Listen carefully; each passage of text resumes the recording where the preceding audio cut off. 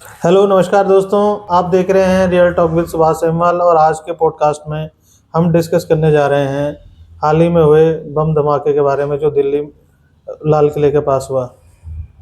हम आज इसी विषय में बात करेंगे, यही जानना चाहेंगे आपस में। तो हम आज के पॉडकास्ट में इसी मुद्दे पे बात करने जा रहे हैं। हम ये जानेंगे कि इसके पीछे की साजिश क्या हो सकती है और हमारा देश आतंकवादियों से कितना सुरक्षित है। तो हमारे साथ पॉडकास्ट में हैं निखिल जी और शाश्वत जी हैं। तो ये दोनों काफ़ी अच्छी नॉलेज रखते हैं करंट अफेयर्स पे या हमारे भारत देश के हिस्ट्री या ज्योग्राफी पे। तो हम शाश्वत भाई, क्या इसके पीछे की क्या साजिशें हैं? वैसे आतंकवाद से तो देश में आए दिन ये घटनाएं सुनने को मिलती हैं। मोदी जी ने भी काफ़ी अच्छे एक्टिव प्लान्स रखे, पर फिर भी आतंकवादी रुकने का नाम नहीं ले रहे हैं। क्या है इसमें? हमारे देश में खुद यही जो घर के भेदी बोल सकते हैं वो हैं, या पाकिस्तान की जो आईएसआई है वो इतने टॉप लेवल की है कि हमारे यहाँ सिक्योरिटी वाले नहीं पहचान पाते हैं या नहीं रोक पाते हैं उनकी इन एक्टिविटीज को। जी सर, बिल्कुल सर। आपने जैसे कहा कि ऐसा कहाँ पे हमारा एक ग्लिच हो जाता है कि हमेशा यहाँ भारत के अंदर टेररिस्ट अटैक होते हैं इतनी सिक्योरिटी के बावजूद भी। दिल्ली जैसी प्राइम जगह में, वो भी इंडिया गेट के पास में हुआ है। हाँ, रेड फोर्ट के। अच्छा, रेड फोर्ट तो सुनने में यह है कि वो रेड फोर्ट को ही उड़ाने वाले थे। बिल्कुल, पर वो थोड़ा उनको लगा कि यार पकड़े न जाए, उन्होंने कार में बम जमा दिया। बिल्कुल, जो सबसे पॉश इलाका है, भारत का मेन सेंटर है, कैपिटल है। देखिए, जैसे आपने कहा कि ये क्या आईएसआई इतनी मजबूत है, तो हाँ, जो पाकिस्तान की इंटेलिजेंस एजेंसी है आईएसआई, वो बहुत मजबूत है। मैं मान के चलता हूँ रॉ से भी ज्यादा मजबूत है। उनका नेटवर्क है, स्पाई नेटवर्क है, बहुत ज्यादा है। के अंदर आईएसआई ने हमेशा से आतंकवाद फैलाया है, चाहे मुंबई ब्लास्ट से लेकर आज तक। ये जो ब्लास्ट हुआ परसों, जो फरीदाबाद से जो आरडेक्स पकड़ा गया, तो उसकी पूरी लिंक थी। एक्चुअली में फरीदाबाद जो हरियाणा के पास में पड़ता है, गुड़गांव के पास में पड़ता है, वहाँ एक हॉस्पिटल में, मतलब एक यूनिवर्सिटी के एक डॉक्टर जो वहाँ पढ़ाता था, उसके यहाँ से कई 100 किलो आरडेक्स पकड़ा गया।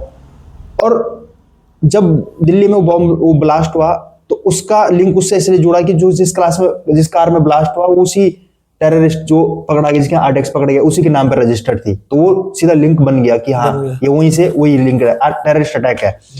वो जो दिल्ली में बॉम्ब ब्लास्ट हुआ, ये एक्चुअली में रैंडमली हुआ। मतलब कहते हैं ना उसको कि जल्द प्लान नहीं था, मतलब जल्दीबाजी में हो गया, क्योंकि उनका मंसूबा तो पकड़ा गया था, वहां आरडेक्स की पकड़ी गई, तो उन्होंने एकदम से करा। वरना इतनी कम कैजुअलिटी तो नहीं होती, क्योंकि उनकी प्लानिंग बहुत बड़ी थी। वैसे ही आपके गुजरात से 4 या 5 आतंकवादी पकड़े गए। उनमें से तो सब एमबीबीएस डॉक्टर थे, कुछ ने चाइना से आतंकवादी इंडियन ही है, ये वहां से कोई आ जाता है? ये सब इंडियन है, होम ग्रोन टेररिज्म जिसको बोलते हैं। मतलब हमारे यहीं के नमक हराम लोग हैं। जैसे पहले क्या होता था कि कसाब आता था नाव से क्रॉस करके दुराट में, बाहर से आते थे, तो अब इतना नहीं है, क्योंकि सिक्योरिटी बढ़ चुकी है मोदी सरकार के आने के बाद। अब जो पाकिस्तान है, या वहाँ की आईएसआई है, वहाँ की आर्मी है, या वहाँ के टेररिस्ट ग्रुप है, जैसे जैश ए मोहम्मद है, जिसने यहाँ हमारा कांधार प्लेन हाईजैक भी कराया था, पार्लियामेंट अटैक भी कराया था मसूद अजहर ने। तो ये उन्हीं से जुड़े हुए, उसी के संगठन जुड़े हुए पकड़े गए हैं, चाहे आरडेक्स वाले हो, चाहे ये गुजरात से पकड़े गए हो। उन्होंने ही दूसरे देश में यहाँ नेटवर्क फैला रखा था, स्पाई नेटवर्क। और ऐसे भी नहीं थे कि कोई वो चलती फिरती वाली लोग हों, कोई ठेली चलाने वाले हों। बड़े बड़े जो है एमबीबीएस डॉक्टर थे। तो कोई ये भी नहीं बोल सकता कि जो मजलूम होता है या जो दबाया जाता है, गरीब होता है, वो इनको इस गलत कदम में उठाता है, रेडिकलाइजेशन करता है, कट्टरवाद फैलाता है। नहीं, मतलब ये नहीं है कि कोई गरीबी का मजबूर, बिल्कुल पैसों का लालच नहीं, जो ट्रेडिशनली बोला जाता था। इसमें वही चीज है ना। देखो, अब हम ये बोलते हैं कि बोलता है आतंकवाद का कोई धर्म नहीं है, पर ये लोग, मुझे लगता है कहीं ना कहीं ये लिंक उसी तरफ जाते हैं कि ये जिहादी बिल्कुल है, या हमारे देश में आतंक फैलाने का ये जो इस्लामिक एजेंडा है, बिल्कुल है। तो वो लोग उन्हीं को पिच करते हैं और ये लोग उनका सपोर्ट करते हैं, क्योंकि जो उनके आका है पाकिस्तान में बैठे हुए, उसी नाम से उनको आगे करते हैं। कितनी बड़ी बात है निखिल भाई कि डॉक्टर इसमें इन्वॉल्व है। तो इसी तरह से लोग ऐसे बोलते हैं कि जो पढ़े लिखे नहीं है, अनपढ़ है, उसको तो जैसे कसाब के टाइप में था कि वो अनपढ़ है, उसको मैनिपुलेट कर दिया एक तरह से। सही बात है कि उसका माइंड वॉश कर दिया, तो चलो वो कर सकता है। पर जब डॉक्टर इतना पढ़ा लिखा होने के बावजूद अपने देश में अपने देश के नागरिकों को नुकसान पहुंचाने के लिए तैयार हो रहा है। उसके बाद से राइसिन के सीड मिले। राइसिन एक जहर होता है, पॉइजन होता है। वो ऐसा जहर होता है जिसमें गंध नहीं होती, मतलब टेस्ट नहीं होता। हाँ, आसानी से कैच में नहीं आता। वो कहाँ मिला? वो जो गुजरात से 4-5 आतंकवादी पकड़े गए। अच्छा। आरडीएक्स वाला मामला अलग है, वो अलग है, लेकिन सब एक ही से जुड़े, लिंक में है ये इस सारे। पॉइजन को लेके क्या इनकी स्ट्रेटेजी थी? और उनकी स्ट्रेटेजी ये थी कि इस पॉइजन को हम किसी मंदिर के प्रसाद में डालेंगे और मतलब मास पॉइजनिंग करना चाहते थे। मास पॉइजनिंग करने चाह रहे थे, हाँ। पर ये क्या है कि उनका जब ये आरडीएक्स वाला प्लान हुआ तो ये फेल हो चुका और ये पकड़ दिया। पकड़ पर उसकी लिया। पूरी तैयारी में थे और वो था कि प्रोफेसर जो भी था वो काफी साल से इसमें लगा, तो उसने उसके क्या बोलेंगे, फूल बोलेंगे या फल बोलेंगे, वो उगा भी रहा था। सीड, हाँ, उसके सीड उगा रहा था ताकि वो टाइम में उसकी वो थी प्रिपरेशन की मैं जहर बनाऊंगा, बिल्कुल, किसी मंदिर के प्रसाद में मिला दूंगा। हाँ। और ऐसा हम प्लानिंग कर रहे थे, पर ये अभी फेल हो गया क्योंकि ये आरडीएक्स वाला जो बम ब्लास्ट हुआ। देखो यार, सबसे बड़ी बात तो ये है कि जैसे अभी पहलगाम में हुआ था ना अटैक, पहलगाम, वहां पे भी सुरक्षा एजेंसियों की कितनी बड़ी एक लूप होल है कि वहां पे आ रहे हैं, ये सामान लेके आ रहे हैं, ये लोग घुस रहे हैं, पता ही नहीं है। दिल्ली जैसे में भी ये, मुझे तो लगता है सिक्योरिटी एजेंसी की भी बहुत बड़ी कमी है। तो कितना सुरक्षित है इन आतंकवादियों से? इनकी ऐसी घटनाएं आने वाले टाइम में और कितनी हो सकती है, बढ़ सकती है, हम जहाँ रह रहे हैं वहाँ पे भी हो सकती है। कितना सुरक्षित समझते हैं आप अपने विचार में? कैसा क्या लगता है कि सुरक्षा भारत की, राज्यों की या शहरों की, आम नागरिक की आतंकवादियों से कितनी है? देखिए सर, जैसे आपने कहा कि भारत में हम कितना सेफ हैं, तो ऐसे हमारे आसपास पता नहीं कितने हो सकते हैं। अभी देखें, जब वो लखनऊ से पकड़े गई, एक महिला पकड़ी गई, और जो फरीदाबाद से पकड़ा गया, गुजरात से पकड़े गए, आप फरीदाबाद कह रहे हो, दिल्ली बिल्कुल, कह रहे हो, मुंबई से पकड़े गए। सुना था देहरादून में भी एक नहीं, घटना, वो तो जुलाई, वो तो पुरानी घटना थी। मैंने आजकल में भी एक सुनी है कि वहां पे भी कोई ऐसा वो प्लान कर रहे थे आरडीएक्स वगैरह। नहीं, बिल्कुल हो सकता है। हम देखो, हम कुछ नहीं कह सकते, आपके आसपास भी कोई हो सकता है। मैं आज बोल रहा हूँ क्योंकि जिस तरीके से इनका नेटवर्क बन चुका है, जब दिल्ली जैसी राजधानी में हो सकता है। और मेन बात यह है कि जब बीजेपी सरकार केंद्र में, मतलब सत्ता में नहीं थी ना 2014 से पहले, तो वो इनको विपक्ष को कोसती थी, यार हमारी सरकार आएगी, हम पूरा मिटा देंगे आतंकवाद। देखिए, हरियाणा में बीजेपी की सरकार है, दिल्ली में बीजेपी की सरकार है, सेंट्रल में बीजेपी की सरकार है, महाराष्ट्र में बीजेपी की सरकार है, गुजरात में बीजेपी की सरकार है, ठीक है, उत्तराखंड में जैसे आपने कहा, देहरादून में, यहाँ बीजेपी की सरकार है, यूपी में बीजेपी की सरकार है। उसके बावजूद भी इतना बड़ा सिक्योरिटी लैप्स हो रहा है, क्यों हो रहा है? सवाल ये है। अरे ये आपकी एजेंसी, ये भी तो हो सकता है शाश्वत कि देखो, जहां बीजेपी की गवर्नमेंट है उन्हीं राज्यों को भी अटैक किया जा रहा है, उन्हें टारगेट किया जा रहा है। देखिए, आप ये दिखाने के लिए कि चलो तुम आतंकवाद के खिलाफ हो या जो भी है, जो नहीं इनका मोटो है, सिर्फ हमने करके दिखा दिया। ये देखो, ये हो सकता है, पर इसकी संभावना 2014 से पहले भी कितनी घटनाएं होती थी हुई है, आतंकवाद की, बिल्कुल हुई है, कम हुई है। जम्मू कश्मीर में बिल्कुल हालात सुधरे भी थे, पर इनको जबरदस्ती बिगाड़ने की कोशिश की जाती है। ये आपको कहना सही है। आतंकवाद उससे पहले ज्यादा था, लगाम लगाई गई है। जैसे कश्मीर से धारा 370 हटाई, पहले पत्थरबाजी होती थी फौजियों पे, अब नहीं होती। लेकिन पर अब सिक्योरिटी लैप्सेस क्यों हो रहे हैं? सिक्योरिटी लैप्सेस मेन बात यह है कि ये, जैसे आपने कहा, वो बात सही है, पर ये नहीं है कि वो खाली बीजेपी को बदनाम करने के लिए कर रहे हैं। वो किसी भी राज्य को टारगेट कर सकते हैं। बंगाल में होता है, बंगाल अब जैसे लश्कर तैयबा है, हाफिज सईद जिसने मुंबई ब्लास्ट कराया था, उसका प्लान क्या है? वो अभी पहले जब ऑपरेशन सिंदूर हुआ था, तो वो बाल बचा था, हमारी इंडियन एजेंसी की जो नजर था उस पे ही था, उसको उड़ाने का था। तो जैसे न्यूज में बताया गया था कि उसको, जहां वो लाहौर में रहता है, उसको बंकर से उसको बचा दिया गया था। तो वो बहुत कम चांसेस से बचा जब ऑपरेशन सिंदूर हुआ, वरना मरते मरते बच गया था वो। तो उसका प्लान क्या है कि वो बांग्लादेश के जरिए भारत में अटैक करवाएगा।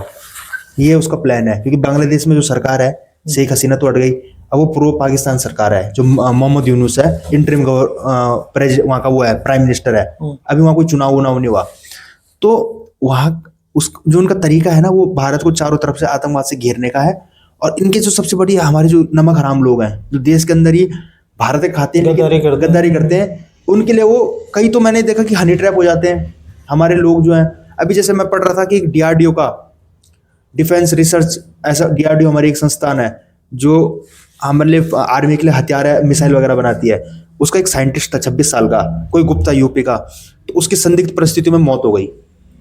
अभी 1 महीने पहले की खबर है, वो किसी बहुत बड़े प्रोजेक्ट पे काम कर रहा था। एक लड़की भी थी यूपी की, वो जो यूट्यूबर थी, वो भी तो वहाँ के लिंक में। हाँ, हरियाणा की ज्योति मल्होत्रा। हाँ, क्या हुआ उसका? वो तो जेल में है अभी।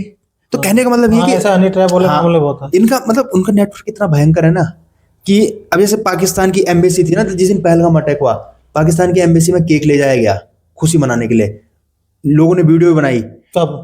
अभी जब 22 अप्रैल को पहलगाम में अटैक हुआ था। अच्छा। तो वो केक, मतलब उनको पहले से पता था कि अटैक होना है वहां। आप देखो ना, लिंक देखो।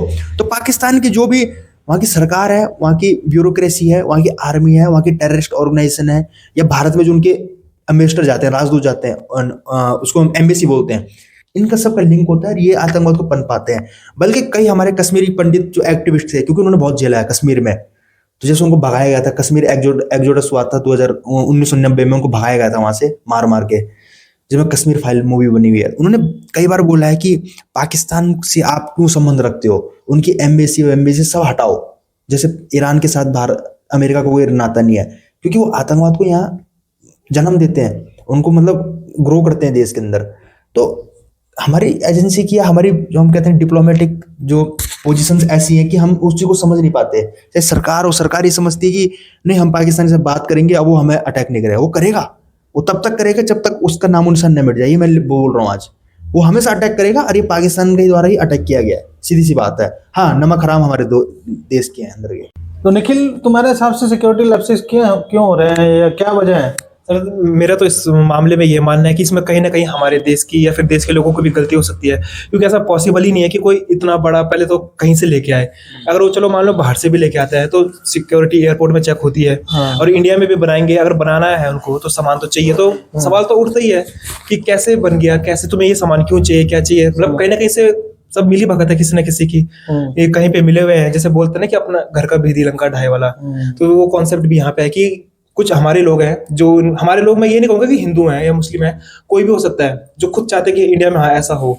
अब इसमें जैसे भी एक हाल ही में एक इंटरव्यू देखा था मैंने अब्बू आजमी का, तो वो बोलते हैं कि ये लोग जो अटैक कर रहे हैं या फिर बम ब्लास्ट कर रहे हैं, ये लोग पीड़ित लोग हैं, या फिर ये क्या है, इनके साथ परेशान, इनके साथ बुरा हुआ, या फिर इनको दबाया गया है, ये गरीब है इसलिए ये ऐसे अटैक करता है। इनके माइंडसेट एक तरीके से प्रोत्साहन दे रहा है वो, है ना? हाँ, तो इन लोगों को इससे भी ऐसा भी हो सकता है कि इन लोगों को यही प्रोत्साहन दे रहे हो कि तुम करो, पर जबकि ऐसा है नहीं। इस बार के केस में तो मैंने जैसे पहले भी कहा कि इस बार के केस में पूरा फ्लिप था। आज से पहले जैसे भी आतंकवाद को चलो हम मान सकते थे कि भाई कोई कम पढ़ा लिखा होगा, किसी ने उसे बोल दिया, पर इस बार तो पूरा पढ़े लिखे लोग हैं। तो इस मतलब पॉलिटिशियन भी इसमें इन्वॉल्व हो सकता है, पुलिस वाले भी हो सकते हैं, पर ये लिंक हो सकता है, मतलब उनको प्रोत्साहन वोट बैंक के लिए सपोर्ट कर रहे हैं। बिल्कुल, जो सपोर्ट कर रहा है वो जैसे वो तो लिंक्ड है भाई। जैसे निखिल भाई ने बताया कि आरडीएक्स बनने के लिए कहाँ से आता है, तो ये जो जितने भी तत्व होते हैं केमिकल, ये डीएम से ऑर्डर लेना पड़ता है। अगर कोई ऐसे अमोनियम नाइट्रेट ऐसी चीज मांगता है, वो फिर बताता है कि कहाँ से करना है, क्या करना है। उनके पास इतना जमा कहाँ से हो गया, बॉर्डर पार से तो आया नहीं होगा। वो ट्रांसपोर्ट भी तो होगा। जब ट्रांसपोर्ट होता है तो तुम छोटे छोटे ट्रकों वालों को तो पकड़ लेते हो, जो आम ग्रोसरी ले जा रहे हैं। इतना बड़ा आरडीएक्स आपका ट्रांसपोर्ट हो रहा है, हवा से तो कोई मेन बात है ना, मेन बात ये कि वो बेसन की पुड़िया नहीं है कि कहीं दुकान से ले लो, और क्या, वो डायनामाइट है, वो विस्फोटक पदार्थ है, कहाँ से आ गया वो, मेन बात ये है। पुलिस लोग दारू तो पकड़ लेती है। हाँ, और 2600 किलो एक पेटी दारू ले जाए, वो तो उसको तुम धर लोगे, कहाँ ले जा रहा है, कैसे ले जा रहा है। 2600 किलो पकड़ा गया, 2600 किलो, वो भी ऐसा सेंसिटिव मतलब बिल्कुल मटेरियल है। सर, मेन बात है वो भी फरीदाबाद में, जो गुड़गांव से दिल्ली एनसीआर का एरिया है, ज्यादा दूर है ही नहीं भाई, दूर है ही नहीं। वो कहाँ जा रहा था, किसको उड़ाना चाह रहा था, तो लोकल अथॉरिटी की बात है, बिना सपोर्ट के, बिल्कुल नहीं है, लोकल अथॉरिटी के या पुलिस वालों के या पॉलिटिशियन के बिना सपोर्ट नहीं है, ये चीज को बढ़ावा मिल नहीं सकता। तो इसको कैसे रोका जा सकता है? इसको सर हम इस तरीके से रोक सकते हैं कि एक तो पहले सरकार को नियम कानून, जैसे अल-फला यूनिवर्सिटी थी जहां वो पकड़ा गया फरीदाबाद में, हाँ उसको बैन कर दिया। और जोन सा ऐसा इस चीजों में सपोर्ट करते हुए या कहीं से थोड़ा सा भी लिंक आए, उस पे मतलब जांच बिठाने की जरूरत ही नहीं है, तो तुरंत हाथों हाथ उसको फायर कर देना चाहिए, उसको सिक्योरिटी की सेल में डाल दो उसकी पूरी। और इन जो भी लिंक से पकड़ा जाता है ना, चाहे वो बड़ा से बड़ा अधिकारी हो, कोई हो जिन्होंने मदद करी हो, पैसे खिला के चले, जैसे आरडीएक्स का साइन कर दिया जाए डीएम ने, जैसे एक बात है ना, तो उनको सबको सब फायर कर दो सर। और बिल्कुल यूएपीए की तरह जो धारा होती है यूएपीए की, उसके तहत उनको अंदर डालो, रखना ही है, तो वो बीज रक्त बीजिए, फिर और पैदा करते रहेंगे, फिर करेंगे, फिर कोई और आतंकवादी हमला होगा, मासूम लोग मारे जाएंगे। मेन बात है सब मासूम लोग मारे जाते हैं। जैसे एक जैसे हमारा उत्तराखंड का था, तो उसकी शादी थी अब कोई, तो वो चांदनी चौक उधर ही पड़ता है रेड फोर्ट की तरफ, तो जा रहा था बेचारा। तो मैंने देखा कि एक कोई ऑटो में बैठा हुआ था, तो जब ऑटो को ले जा रहा था, फट गया था ऑटो जब, तो ऑटो वाला जब उसको ले जा रहा था, धक्का मार ले जा रहा था, तो उसमें एक का कटा हुआ कान देखा था मैंने अभी इंस्टाग्राम में, उसका कटा हुआ कान पड़ा हुआ था। तो इतनी बुरी तरीके से जो आम आदमी मरा। तो क्या आम आदमी क्यों सही इस चीज को, आतंकवाद को मेन बात ही है। फिर मैंने भी एक मतलब वो पेपर में पढ़ा कि इसी में दिल्ली में की मतलब अपनी दुकान थी, वो शाम को 6:30 बजे दुकान बढ़ा के जा रहा था, लाल किले के पास होगी, अभी भी उसकी शादी हुई थी। और फिर वो घर पहुंचा नहीं। देख लो। घर वालों ने फोन करा उसके फोन पे, तो फिर वो फोन गिरा हुआ था कहीं, तो किसी लेडी ने उठा के बोला कि ये फोन यहाँ पे है, किसका है। ओह। तो घर वालों ने जब वहां जाके देखे तो चिथड़े मिले उसके। तो ये तो देखो मतलब आम आदमी का क्या क्या कसूर है लेना भाई? क्या लेने देना। तो मेरा तो ये, मैं तो यही कहूंगा भाई, इसमें जो बंदा लिप्त दिखता है, चाहे वो अपने ही फैमिली का क्यों ना हो या अपनी ही सरकार का क्यों ना हो, बिल्कुल बिल्कुल बिल्कुल। तुरंत के तुरंत अंदर करो, बाद में जांच शुरू करो। बाद में जांच शुरू करो। सही सही बात है। क्योंकि मैं मान के चलता हूँ कि हम एक तरफ तभी जाके रुक सकते हैं। हमने पहले भी कही, अभी पॉडकास्ट करेंगे विकसित भारत, जब ऐसे बम ब्लास्ट होंगे विकसित भारत कैसे बनेगा? कैसे हो जाएगा? सिक्योरिटी नहीं है, कोई कंपनी कैसे आएगी ये बताओ? कोई कंपनी आएगी जैसे थोड़ा देश मतलब प्रोग्रेस करता है, फिर ऐसी घटनाएं उसको फिर पीछे ले फिर चली जाती है। अब कोई कंपनी इन्वेस्ट कैसे करेगी? उनको पता है बम ब्लास्ट होगा, हमारी फैक्ट्री उड़ जाएगी, कोई क्यों करेगा? तो आम जनता भी कैसे जाएगी दूसरे शहर कैसे में? जाएगी? बिल्कुल कि यार कहीं कुछ होना जाए। अभी हम पे भी सवाल क्यों यहाँ से भारत से लोग बाहर न जाए ये बताइए। अच्छा, जैसे ये अभी ये बम ब्लास्ट हुआ, तो ज्यादातर पहले जितने भी आतंकवादी ये संगठन थे, उनमें से कोई ना कोई हाथ खड़ा करके बोलता था कि ये हमने करवाया। कराया। तो इस वाली घटना के लिए किसी ने करा है ऐसा कि भाई उन्होंने बोला हो कि ये हमने करवाया, किसी संगठन कोई आगे आया?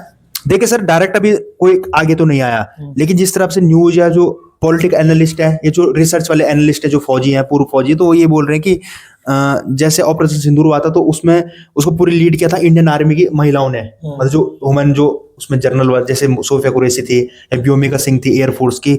तो उस दिन जब मसूद अजहर को उसकी बहन मारी गई थी, इसमें उसका पति मारा गया था, आधा परिवार उसका खत्म हो गया था मसूद अजहर का। क्या संगठन है उसका? जैसे मोहम्मद। ये संगठन बहुत खतरनाक है।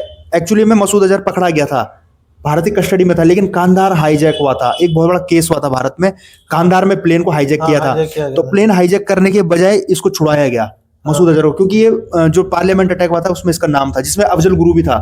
अफजल गुरु को तो फांसी हो गई थी, लेकिन इसको उन्होंने छुड़वा दिया था कांधार हाईजैक में। तो भारत का सबसे बड़ा टारगेट था ये, एक हाफिज सईद हो गया, एक मसूद अजहर हो गया। तो मसूद अजहर पे जब अटैक हुआ ऑपरेशन सिंदूर में, तो महिलाओं ने करा, महिलाओं ने लीड करा उसको। तो उसने उस दिन ठाना कि यार जैसे इन्होंने हिंदू औरतों ने हम पे अटैक करा, उन्होंने आगे करा अपनी आर्मी को, तो हम भी अपनी एक ब्रिगेड बनाएंगे आतंकवादियों की ब्रिगेड, जिसमें महिलाएं होंगी, महिलाओं वाली ब्रिगेड होगी वो, उससे हम इनको अटैक कराएंगे। तो जो लखनऊ से अभी जो डॉक्टर पकड़ी गई इन्हीं आतंकवादियों के साथ, डॉक्टर साइन नाम है शायद से उनका, तो वो मे भी इनकी जो मसूद अजहर की जो महिलाओं वाली जो ब्रिगेड है उसके सदस्य हो सकते। तो इनडायरेक्टली लिंक यही है कि मसूद अजहर का ही ये कारनामा है। हाँ, भले उसने डायरेक्ट वो नहीं लिया, जिम्मेदारी नहीं ली, ये चीज है मेन। ठीक है निखिल, देखो अभी जो ये हमने चर्चा करी है, इससे क्या लगता है कि जो ये आतंकवादी घटनाएं होती हैं, इनसे एक आम जनता या आम नागरिक के उसके मनोबल पे या उसके मानसिक उस पर कैसा प्रभाव पड़ता है? तो उसके मेरा ये मानना है कि इस घटना से ऐसा हो सकता है कि लोगों का सबसे पहले विश्वास टूटेगा, एक तो अपने आसपास के लोगों से भी कि किस पे भरोसा किया जाए, किस पे ना किया जाए। दूसरा सरकार से कि भाई सरकार कर क्या रही है आखिर, हम इतना टैक्स भरते हैं, सब कुछ करते हैं, तो उसका फायदा क्या हो रहा है? सुरक्षित महसूस नहीं कर क्या हो रहा है? फिर अब जैसे एक होता है कि अब डॉक्टर, जब डॉक्टर इतना एक प्रोफेशन बोलते हैं ना, जैसे कि भगवान का दर्जा दिया जाता है, जब वो ऐसा काम करेगा तो फिर हम बाकी लोगों से क्या उम्मीद लग सके?